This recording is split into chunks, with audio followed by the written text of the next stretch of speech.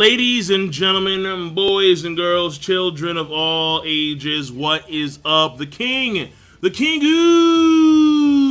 of lightning is here today, bringing you guys and gals Kingdom Chapter 475 through 478 review. That is 4 chapters. Currently, there are 5 chapters out. The latest chapter, chapter 479, is out. However, that chapter is done from a Korean-based translation of Kingdom, not the Japanese one. I believe the scanlation for the latest chapter is Game of Scanlation.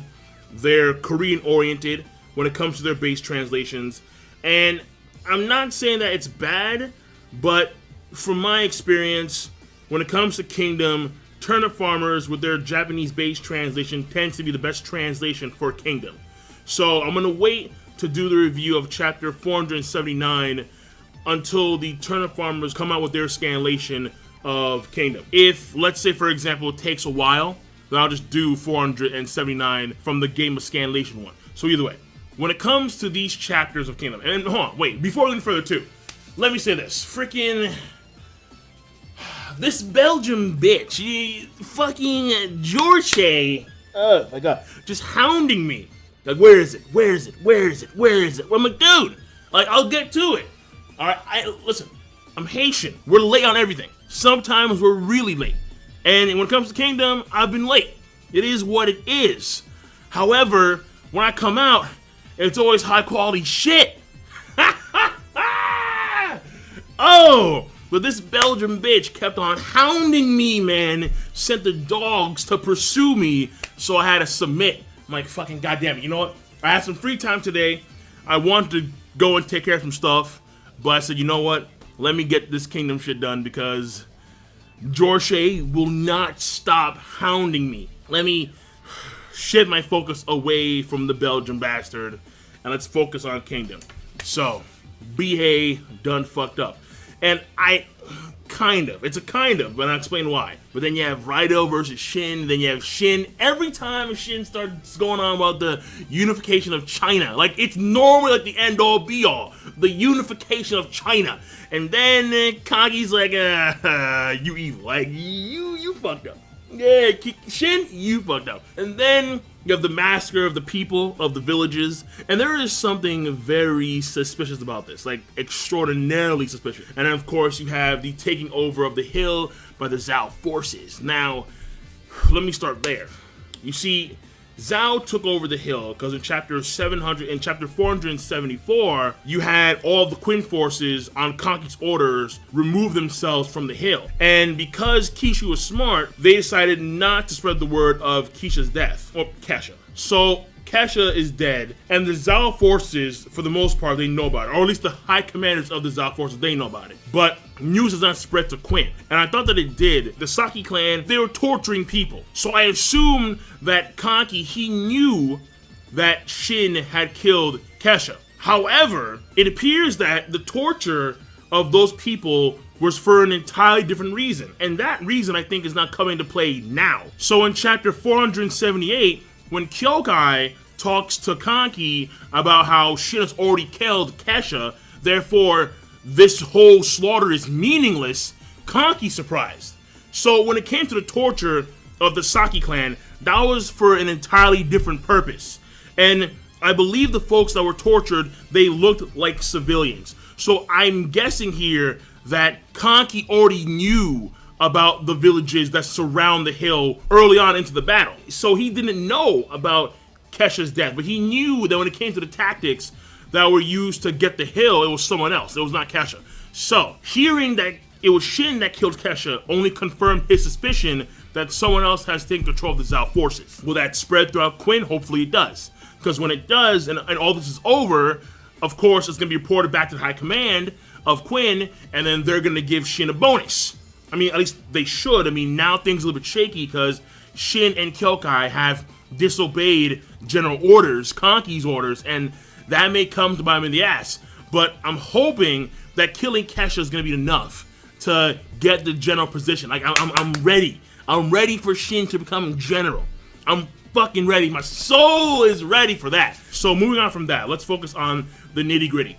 When it comes to the pacing of the chapters, all in all, they were overall relatively okay, relatively fine, well paced, though chapter 476 did have flashback scenes of Kyokai talking to, I think her name was like Granny Cone, something like that. And so, because when she sees like her corpse, she starts remembering about the grandma. And so what we get is like new scenes involving Granny Cone, and Kyokai via flashback. So that chapter, because it had flashbacks, it's a bit different than the other chapters, but ultimately because the flashback material is new, it's not that much of a big difference. So once again, when it comes to the pacing, I'm gonna say okay to good for these 4 chapters. Now, when it comes to characterization, number 1 is gonna be one of Kesha's vassals, Gakue, the guy with the like the horn-ish helmet and like the spear, like the guy that's known for defense. That dude, seeing how at the beginning of chapter 475, seeing how he truly experienced rage for the death of his master, Kesha, and how he wanted nothing more to just kill Kanki and Shin. But also, when it came to his immediate rage, he said that he wanted to even kill Kinmo and Kishui. So this dude, someone who for like the entirety of the series, I mean, he's been there for a while. Like ever since I think it was the Battle of Bio, like where Oki died. This guy's been there for a very long time. For the most part, he's been calm, cool, collected, and here he is for the first time expressing like true emotion, like true rage. Not only did Kesha die, but you fuckers didn't tell me that Kesha died. You guys should have told me immediately. The fact that you guys didn't tell me immediately, now I want to kill you. But I knew it was a good move. It was a very good move. So even though my rage, even though my instincts are just screaming to kill you guys, I'm going to save that for Shin and Kanki. So that was some characterization for a character who is not really a highlight character. By any means, he's not a highlight character at all. But he's a character that's a long-standing character that has been relatively the same for like the entirety of the series. And yet here he is expressing like earnest, honest rage for the first time in the entirety of the story. So that was good to see that transition when it came to how the death of Kesha affected him. Next for characterization, and it's not relatively new characterization, but there is some degree of characterization there, where it's for Kyokai. And it's in chapters 776 and 778, where Kyokai, she sees the smoke in the distance in chapter 475. And of course, she goes towards that direction because that's the direction of the village where she was being treated by the old woman. So they arrive there, then she sees like the amount of corpses, and then she sees in the amount of corpses the old woman that took care of her. And then so she begins to cut down Kanki's men, which is a big problem, obviously. Now, that in of itself is not really a new characterization, because the rage that she has seeing the death of someone that took care of her for the short amount of time that she was ill makes perfect sense. But instead of like controlling her emotions and her rage, because Kyokai, she has done this in the past where she has maintained her composure given the situation at hand. In this case, she just lets it loose, and then she just starts cutting down people. And it's not until Kanki's men tells her, we're doing this because of the boss's orders. We're not doing this for fun, it's because the boss orders to do this. So then they beeline to where Kanki is, and then in chapter 478, after the initial meeting, and Kyokai, she like incapacitates Kokuo, and then she has her sword at Kanki's throat. Kanki decides to call her bluff. So he's like, listen, you understand that if you attack me, your Hi Shin Unit is going to be dead. They're going to be absolutely destroyed to the last man. And we know how Kyokai feels about the Hi Shin Unit. I mean, basically, the Hi Shin Unit's existence is what keeps her alive. And I say that because she was going to commit suicide after she killed the person that killed her sister. And that took place all after the Coalition arc. However, she decided not to because she found new hope, and that hope came in the form of the Hi Shin Unit, which is why Kyokai afterwards was so motivated to become like a great general like Shin. However, knowing that the Hi Shin Unit was going to be eliminated if she had taken a step further and had wounded Kanki, let alone kill Kanki, ooh, yeah. So you can see how she clearly had hesitation there. So the safety of the men of the Hi Shin Unit, in this case, is her top priority, despite her immediate rage when she saw the old woman among the corpses. And again, part of that reason is because, in a certain sense, the Hi Shin Unit is keeping her alive. She's going to prioritize her unit, which makes sense. So it's not new, but I still think it is substantive characterization in that same direction when it comes to her character scheme. And finally, the last segment of characterization is gonna be Shin through Kanki. Now, a lot of times when Shin or when Issei, they say the unification of China, that tends to be like an end-all be-all. But when it comes to the specifics on how you unify China, it's a very bloody road. It seems like Shin is naive on this notion. Displacing people from their homes, you're gonna have one ultimate winner of Quinn, and so on and so forth. A lot of blood is going to be spilled. Not just military blood, but also regular civilians, villages. They're going to be burned down.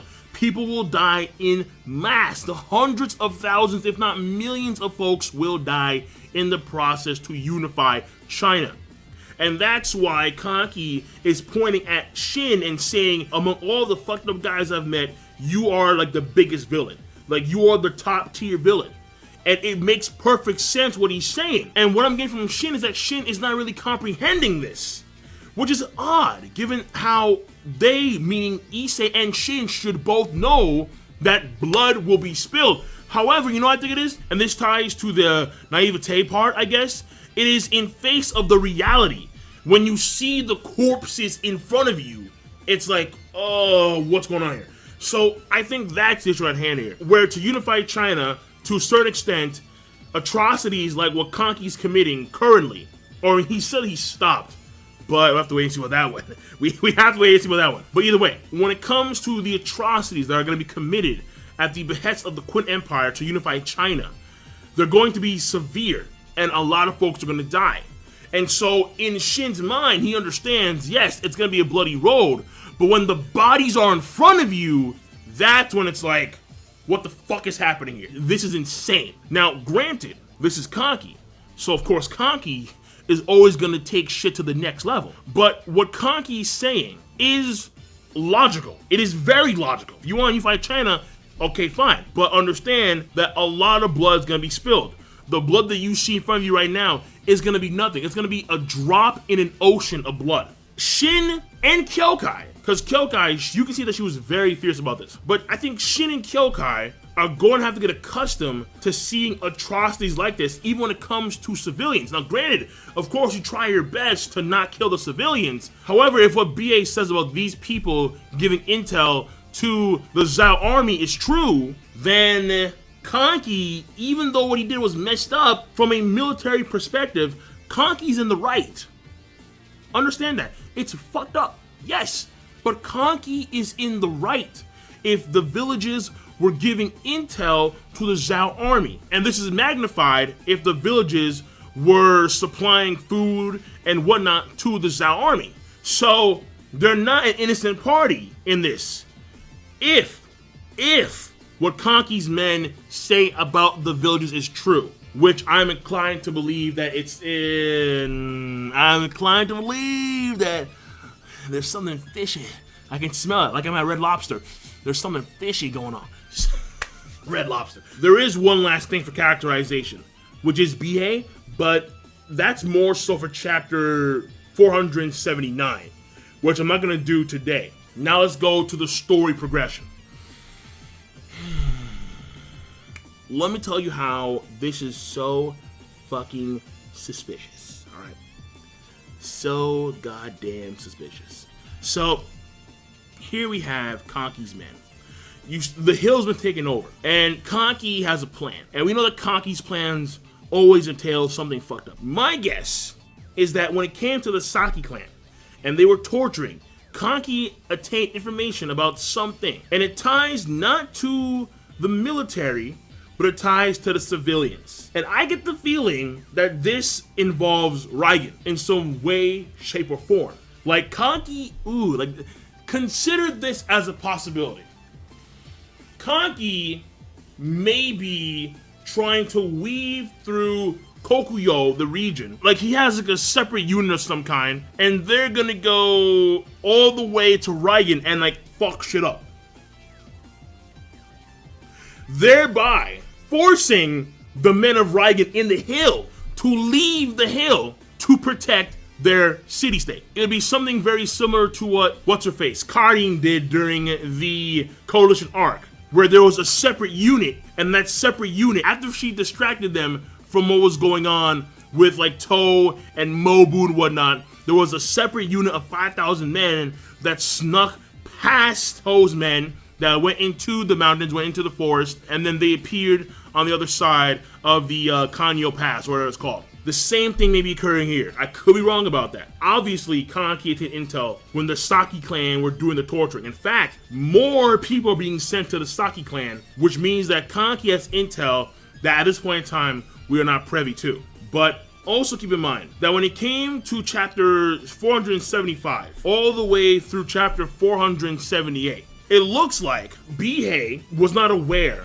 of people being killed. He didn't see any corpses. But we see how in chapter 476 and 77, there are clearly corpses, a mound of corpses. Now, this could be a classic Kanki method of trying to like scare. It's a double effect, okay? Hear me out. Kanki, when we first saw him in the story, he was doing pretty fucked up shit.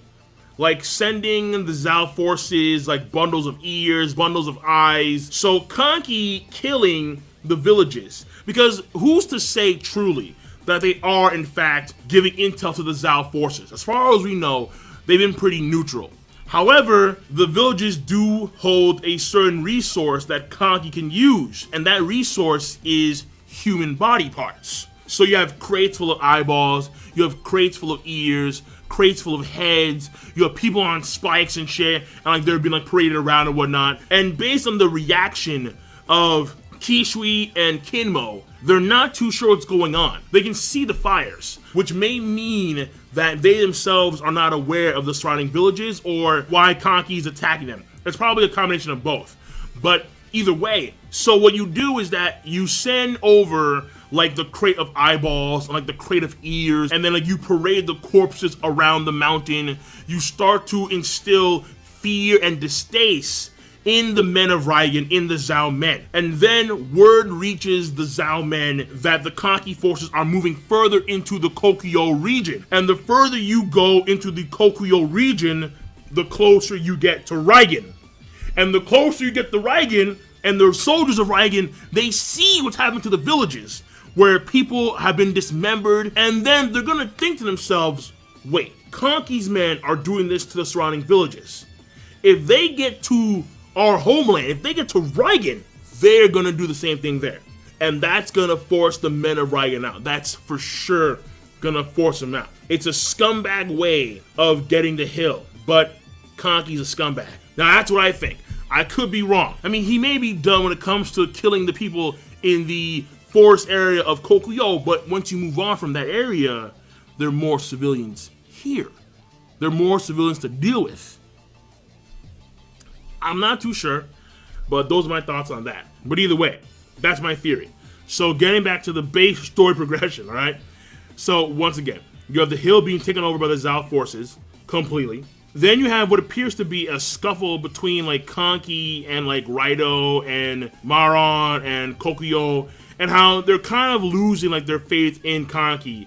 But then Kanki says a few words and it's instantly regained. So, I mean, you could say that there is some characterization there in the sense of they have kind of lost what it means to be a bandit unit, where like they've been an army for so long, they believe that they are a proper army, and it's Kanki who has to reinforce that notion of we're not a proper army, all right? We're bandits, we're scum, and we're gonna do the scummiest shit of all time to get the job done. That, I guess, is some characterization in the sense of when it comes specifically to the Kanki unit, those three have made some regression because they believe that they are like a regular Quinn army when they're not. They're not. They're bandits.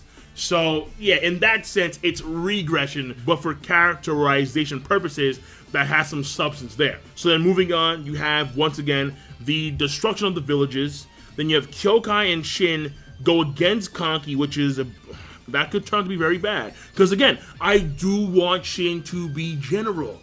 After killing Kesha, I don't want Shin to lose this chance to become general because Shin is attacking or he's going against Kanki. So here you have Ten. She is gathering up the Hi Shin Unit because she fears that an attack on them from the Kanki army may happen.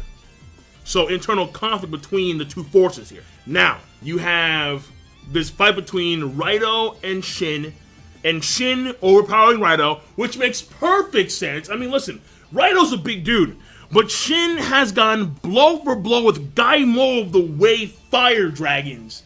That motherfucker's huge. Jesus, man. That dude is like 9 feet, 10 feet tall, huge glaive. It's a slab of steel that's sharpened, and Shin was going blow for blow with Gaimo of the Way Fire Dragons. Raito is a scrub compared to him. Even though his physique is not towering, Shin has a lot of strength. So when he sends Raito flying with that second punch, I'm like, yup. Because you don't underestimate Shin, and you're not supposed to underestimate the MC. Never underestimate the MC. So moving on from there, then we have huge story progression. Not really in the sense of Kanki talking about the unification of China, how Shin's a villain, but no. It is Bihei being kicked off of the Hi Shin Unit because he had a bracelet that was given to him by one of Kanki's men. And this also may have been done on purpose as well. Because not maybe by Kanki, because those matters seem trivial to Kanki, but it could be by Kanki's subordinate, like the guy that looks like the Joker. Like that one dude who kind of like led Bihei to where Shin was. That guy is very suspicious. He's like Kanki's like apprentice. That guy, I got my eye on him. But despite that, at the moment, it looks like Bihei is off the squad. So that being said, I'm done. So when it comes to these chapters, overall, pretty damn good. Average rating, good plus the grade, and I'm done. King Lightning, rate the video, comment, and subscribe as always. I'm here, George. I'm here. Shit. Belgian bastard. Peace. I'm gonna see you guys in South Korea. Peace. Have a nice goddamn day.